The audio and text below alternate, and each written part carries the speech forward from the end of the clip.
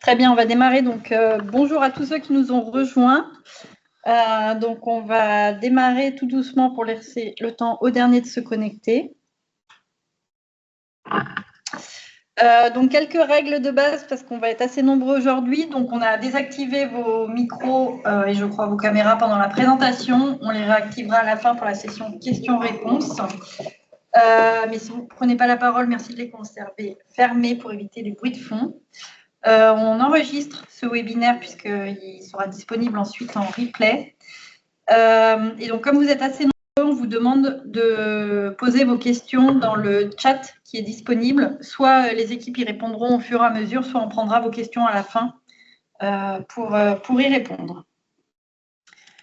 Voilà pour la partie pratique. Donc, concernant le Café e-Santé d'aujourd'hui, donc dédié aux référents via trajectoire, on a Fanny Durand, donc, de l'équipe du GCS Sarah, qui va revenir sur le rôle de référent via trajectoire assez rapidement.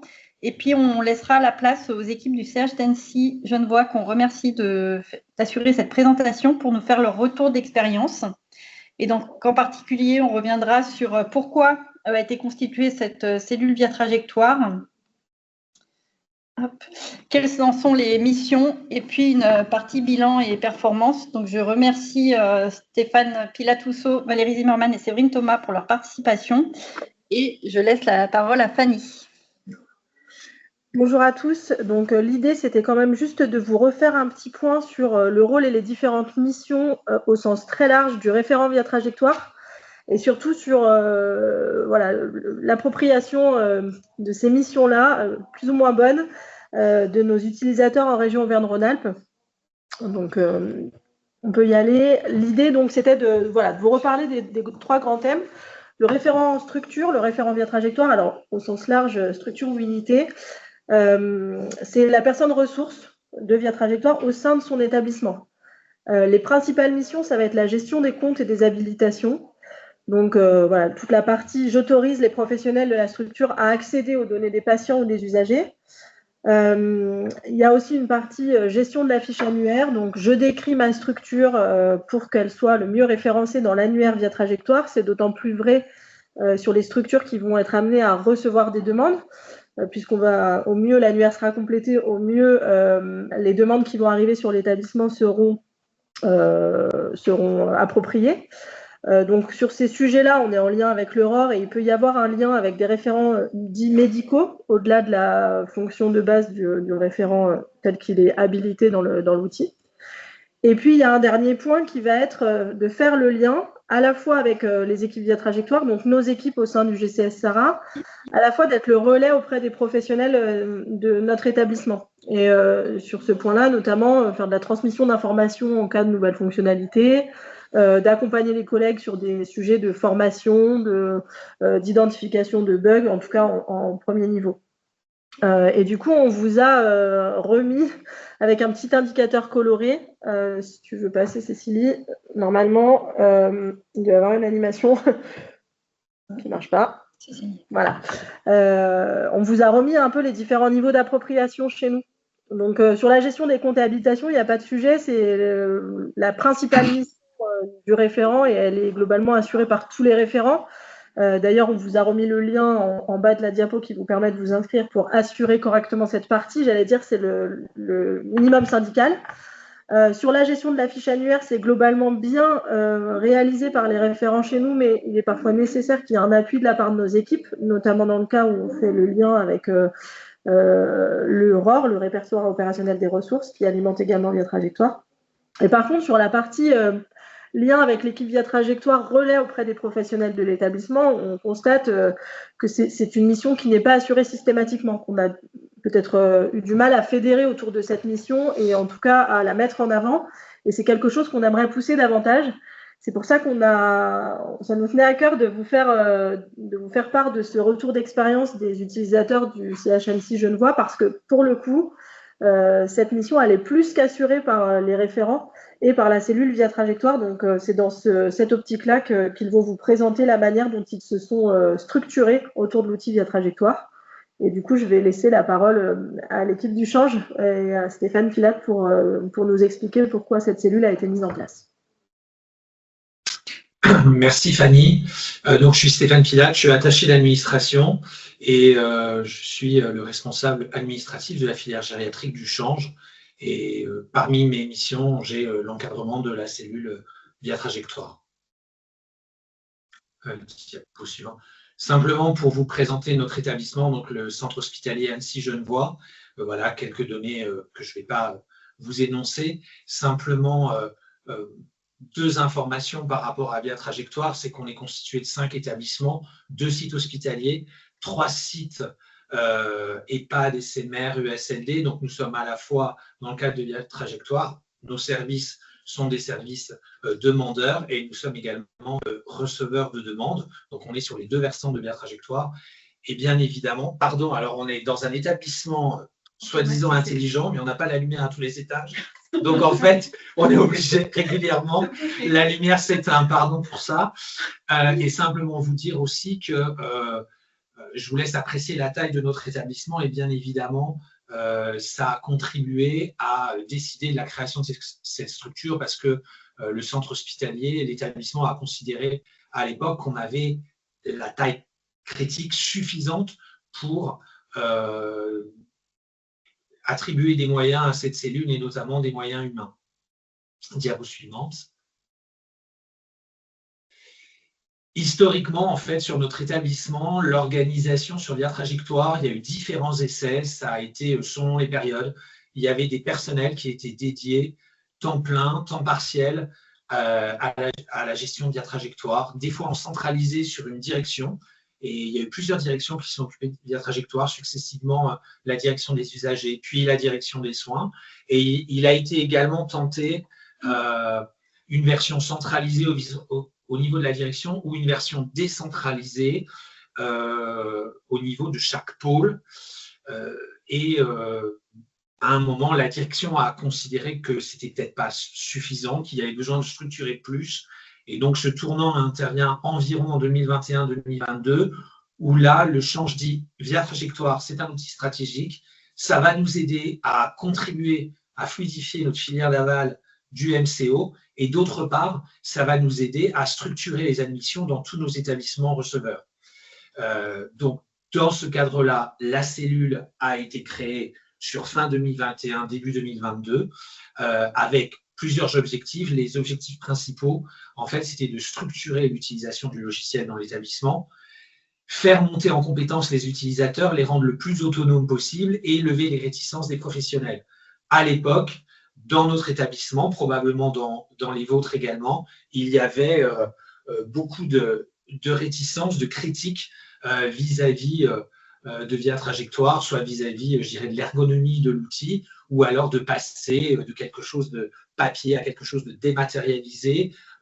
Et les plus grandes réticences venaient plutôt du monde des médecins et des cadres de santé. Il y a eu un choix qui a été fait, c'est de dire on va confier cette mission à des paramédicaux, pas à des administratifs. Pourquoi? Parce qu'on a considéré à l'époque qu'il y avait une culture commune, que des paramédicaux étaient en capacité de dialoguer, de comprendre les attentes, de comprendre les freins, de comprendre les difficultés au quotidien des soignants qui faisaient les demandes dans Via Trajectoire sur sa version sanitaire. Et donc, c'est pour ça que les postes sont occupés par des paramédicaux. Et actuellement, donc aujourd'hui, outre, je dirais, moi en encadrant, nous avons 2 infirmières, Séverine et Valérie, qui travaillent l'une à temps complet et l'autre à temps partiel sur cette cellule via Trajectoire. On peut passer à la diapo suivante. Bonjour, moi c'est Valérie. Ma collègue est Séverine, que vous voyez à ma droite. Donc nous sommes 2 infirmières. C'est important pour nous parce qu'il y a une vraie synergie entre nous par rapport à notre mission. Et ça recoupe 400 utilisateurs dans Via Trajectoire sur notre établissement. Ça fait plus d'habilitation parce qu'il y a beaucoup d'utilisateurs qui ont beaucoup d'habilitation. Et grosso modo, pour voir un petit peu l'activité dans Via Trajectoire, les demandes Via Trajectoire sanitaires reçues ou envoyées, c'est 8400 demandes par an en 2024. Les demandes Via Trajectoire grand âge reçues ou envoyées, c'est 5800 demandes, soit en moyenne, on a calculé, ça fait à peu près 40 demandes par jour. Voilà, pour voir un petit peu la volumétrie, comprendre pourquoi on est 2 infirmières à faire ce travail de référent. Et donc, on a 5 grandes missions principales au sein de la cellule Trajectoire. Donc, la première, c'est de garantir l'accès aux professionnels du change à l'application Via Trajectoire. Donc, ça passe d'abord par créer et actualiser les unités. Ensuite, on va créer et actualiser les comptes et les habilitations des utilisateurs. On va également les accompagner et les informer sur l'offre Prado. On va aussi répondre aux demandes techniques. Ça fait aussi partie d'un travail presque quotidien. Du coup, quand les utilisateurs se retrouvent en situation, enfin, ils sont bloqués devant l'outil, et donc on les aide à débloquer les situations problématiques. Et puis, on est aussi garant de la mise à jour des comptes, donc à l'arrivée, comme je l'ai dit, mais également au départ des agents du change. Donc, on travaille en lien avec la DSI. Du coup, on lui fournit une liste au préalable, et puis ça permet d'anticiper les départs. Voilà. Alors, la deuxième grande mission, c'est garantir la bonne utilisation de l'application, bien sûr, par l'ensemble des utilisateurs. Ça a été important à la création de la cellule. Alors, comme Stéphane l'a dit, il y avait besoin de faire évoluer les pratiques, de changer l'image de Via Trajectoire. Il y avait aussi un vrai besoin à l'époque de sécuriser l'utilisation, parce qu'on avait une façon d'utiliser les comptes qui était pas très sécurisante. Donc, pour parvenir à ça, qu'est-ce qu'on a fait? Dans un premier temps, on a mis en place des groupes de travail pluridisciplinaires, ce qui a permis d'identifier les attentes et puis de définir des actions. Et parallèlement à ça, on a mis en place un état des lieux, c'est-à-dire qu'on s'est déplacé dans tous les services du change pour les rencontrer, pour faire remonter leurs besoins, pour mettre à jour les informations les concernant. Et puis, on s'est dit qu'en fait, cet état des lieux, c'était intéressant de le reproduire. Du coup, depuis, on le refait tous les 2 ans. Ça permet d'informer, de former et de rappeler aussi les bonnes pratiques. Donc, notre travail, ça consiste aussi à aider les utilisateurs à monter en compétences. Donc, alors, ça peut se faire de façon individuelle à l'arrivée d'un nouvel agent sur l'hôpital. Donc, souvent, nous, ce qu'on fait quand il y a une cadre qui arrive, une infirmière, en fait, on prend contact et on propose de les rencontrer. On se déplace dans leur bureau et puis on les aide à appréhender l'outil. Ça passe aussi par des réunions, du coup, de services. Alors, on peut se déplacer dans un service et on essaye de sensibiliser différents corps de métier qui utilisent l'outil, mais également par exemple, là, prochainement, on va refaire une réunion comme on fait une fois tous les ans avec toute l'équipe des assistantes sociales de l'établissement. Et puis, on encourage bien évidemment à ce que les utilisateurs aillent sur les webinaires pour se former. La troisième mission qu'on accomplit, c'est d'assurer le lien entre les utilisateurs du change et le GCS SARA. Alors pour ça, il y a différents moments où on a cette mission. Déjà, on a un rôle important pour s'adapter aux évolutions de l'application. Par exemple, quand il y a une nouvelle version Via Trajectoire, ou quand il y a eu la mise à jour du thésaurus, ou là bientôt quand il y aura l'authentification renforcée, à ces étapes clés, à ces moments clés, on est là avec les utilisateurs pour les accompagner dans la prise en main des évolutions, et c'est vraiment une plus-value et c'est vraiment important. Voilà. Il y a un autre moment où on assure ce lien entre les utilisateurs et le GCS SARA. C'est un petit peu tous les jours, en fait. Dès qu'on a une question qui dépasse notre champ de compétences, alors ça peut être, par exemple, pour rechercher un dossier d'un patient qui est hors établissement, bien sûr, on n'a pas accès à ce dossier-là, donc on va contacter le GCS Sarah. Ça peut être pour une question technique auquel on ne sait pas répondre, donc à ce moment-là, c'est pareil, c'est le GCS Sarah, ou quand il y a une anomalie ou un dysfonctionnement de via trajectoire, voilà. Donc là, notre interlocuteur, c'est le GCS, et ça permet à ce qu'il n'y ait pas nos 400 utilisateurs qui contactent en direct le GCS. Je pense que en termes de charge de travail, ça allège quand même la charge de travail du GCS.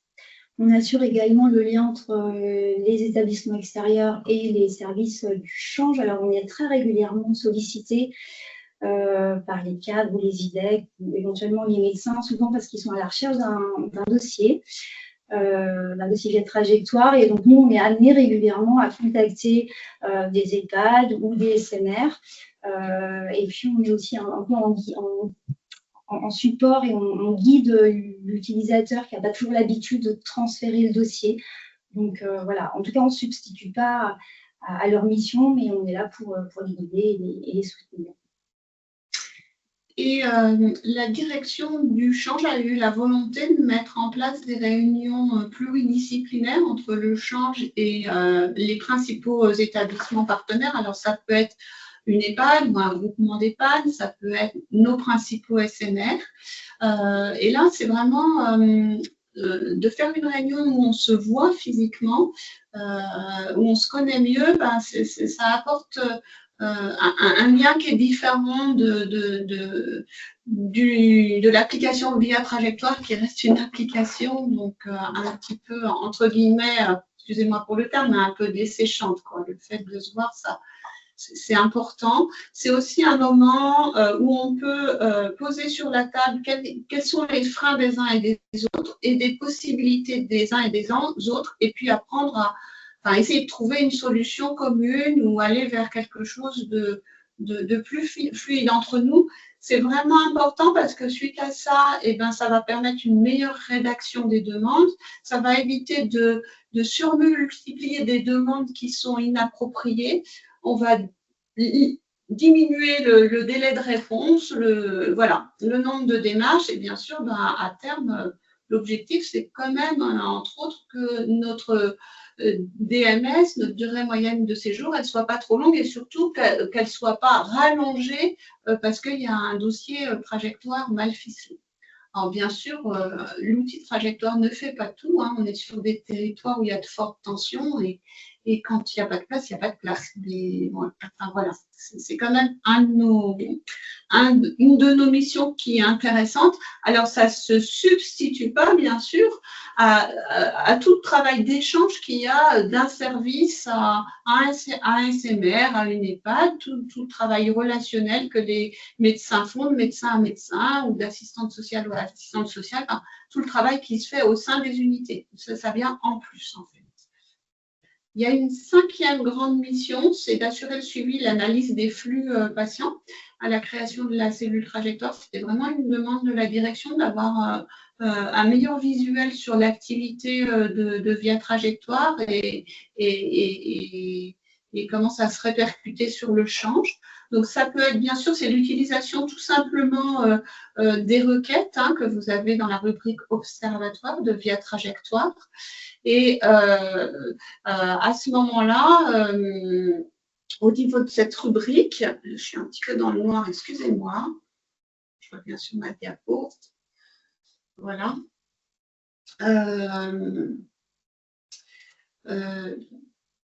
J'ai un petit blanc, excusez-moi. On était sur les rubriques, oui. Requête à la demande de la direction. À la requête de la direction, voilà, c'est une de nos grandes actions. Et il y a un deuxième moment où on intervient, c'est pour la tenue. Alors oui, toutes les semaines, en fait, on tient un tableau de bord hebdomadaire, un tableau de bord toutes les semaines, où la direction peut aller visionner les chiffres, notamment quand il y a des situations compliquées sur le change. Et en fait, sur ce tableau, on va noter en fait les patients qui ont un dossier via trajectoire, qui sont hospitalisés et ils ont besoin de soins, mais aussi les patients qui ont un dossier via trajectoire et qui bloquent des lits en fait. Pour les bed bloqueurs, ça permet de mettre en évidence les personnes qui sont sur des lits alors qu'ils devraient être en EHPAD ou dans des structures SMR et faute d'aval, ils restent bloqués sur les lits du change. Voilà pour nos 5 missions principales. Et donc, pour réaliser ces 5 missions, on a mis en place des outils. L'important, c'était déjà d'identifier la cellule via trajectoire quand elle a été créée. Donc, on a créé une ligne téléphonique qu'on peut retrouver, bien sûr, sur la signature de nos mails, mais aussi dans l'annuaire du change. On a créé également une rubrique intranet et une boîte mail. Donc, l'avantage de cette boîte mail qui est co-gérée, c'est que, alors on est toutes les deux, on n'est pas à temps plein sur cette mission. Et du coup, en fait, on est réactif 5 jours sur 5, sur les jours ouvrés de la semaine. Et donc, on va pouvoir répondre de façon assez rapide aux différentes demandes. Et puis, ça permet aussi de tenir informé aussi la collègue quand elle n'est pas là de moi, j'ai géré cette question. Et l'intérêt aussi de cette boîte mail, c'est qu'à l'intérieur, on a des mails types. Et donc, ça permet de rester dans une cohérence quand on a des réponses à donner. Et puis, c'est aussi un gain de temps. Voilà. Et pour ce faire, du coup, on a rajouté également sur le bandeau d'accueil de l'hôpital, on a rajouté une rubrique intranet dans laquelle on remet nos coordonnées et puis un lien pour se diriger vers l'application via trajectoire. Et on a aussi fait une foire aux questions. On a à peu près une 60aine de questions. Alors, ça peut être des questions plutôt d'ordre technique, des questions sur le dossier, des questions en lien avec les relations et les établissements extérieurs. Voilà. Dans cette rubrique, on trouve également donc les liens des webinaires. Et puis, on a aussi listé les établissements extérieurs, donc les EHPAD et SMR, qui sont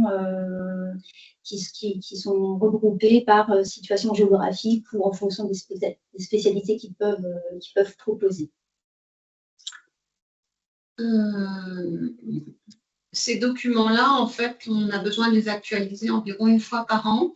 Et on a rajouté à la rubrique des fiches de procédure. Les fiches de procédure, elles ont été créées au moment de la création de la cellule via trajectoire. C'était vraiment important de rappeler ce qu'était l'application via trajectoire, le circuit d'une demande, tant côté sanitaire que côté grand âge, tant en tant que prescripteur que en tant que receveur, et puis de redire dans ces fiches de procédure quelles étaient les missions de la cellule via trajectoire. Et enfin, il y a un dernier petit outil dont on n'a pas parlé, c'est le dossier partagé avec notre direction. Donc, en fait, tous nos documents de travail, tous nos comptes rendus de réunion, on les met dans un dossier partagé. Et c'est important pour la continuité de la cellule. Si l'un des membres quitte la cellule, on a un peu l'historique de ce qui s'est déjà fait. Donc, on ne perd pas le fil du travail de cette cellule. Voilà, j'ai fini et je vais redonner la parole à mon voisin de droite pour dire quelle est la plus-value de la cellule. Alors, le bilan de la cellule via trajectoire, objectivement, avec un beau smiley, ça marche. Alors, quand même, je dois le dire, parce que c'est l'occasion pour moi de les remercier, c'est parce que ce sont 2 super professionnels, hyper impliqués, hyper autonomes, hyper investis, qui ont plein d'idées, que ça fonctionne. Ça marche bien parce que notre cellule, elle a réussi à être dans le paysage de l'hôpital. Elle est bien identifiée, elle n'est pas du tout remise en cause, elle est installée dans les structures de l'hôpital. Et si elle a réussi à être visible, c'est notamment par sa réactivité, le fait qu'elle soit, sa disponibilité, que les professionnels n'hésitent pas de la cellule à se déplacer dans les services. Et c'est très intéressant. Et ça, du coup, c'était un des autres, je dirais, axes de réussite, c'est que l'image de la cellule via trajectoire rejaillit sur l'outil lui-même. Et c'est vrai qu'aujourd'hui, autant les utilisateurs peuvent encore de temps en temps nous faire remonter des difficultés d'ergonomie, que ça ne va pas assez vite, que c'est compliqué, qu'il n'y a pas de lien entre nos logiciels métiers et Via Trajectoire, donc ils sont obligés de se retaper à la mano, de saisir des informations. Par contre, l'outil n'est absolument pas remis en cause. Il y a les utilisateurs nous contactent beaucoup plus facilement. Les gens ne sont plus en train d'errer dans l'hôpital, en train de dire j'ai une question Via Trajectoire, où il faut que j'aille, qui peut m'aider. Franchement, Séverine et Valérie sont vraiment bien identifiés. Concernant autre objectif atteint, c'est la sécurisation des comptes et habilitations, c'est-à-dire qu'aujourd'hui, en 2021-2022, il y avait beaucoup de comptes génériques. Ils ont pratiquement tous disparu et de toute façon, ils vont disparaître en ce qui nous concerne au 1er décembre avec l'authentification renforcée, merci.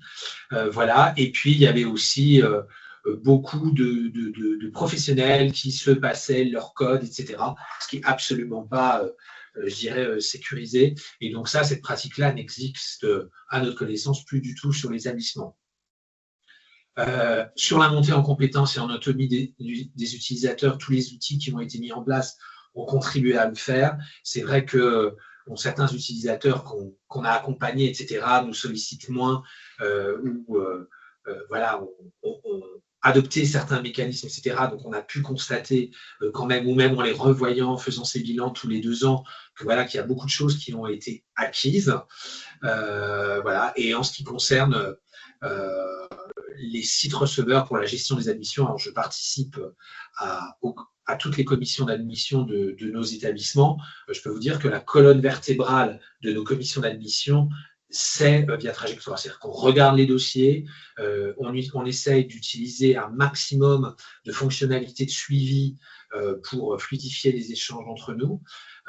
On est aussi complètement dématérialisé, c'est-à-dire qu'on n'a plus de dossier papier, on fonctionne à 100% dématérialisé pour nos admissions jusqu'à l'arrivée, bien sûr, du résident. Les échanges entre professionnels on a un suivi au sein de chaque dossier demandeur.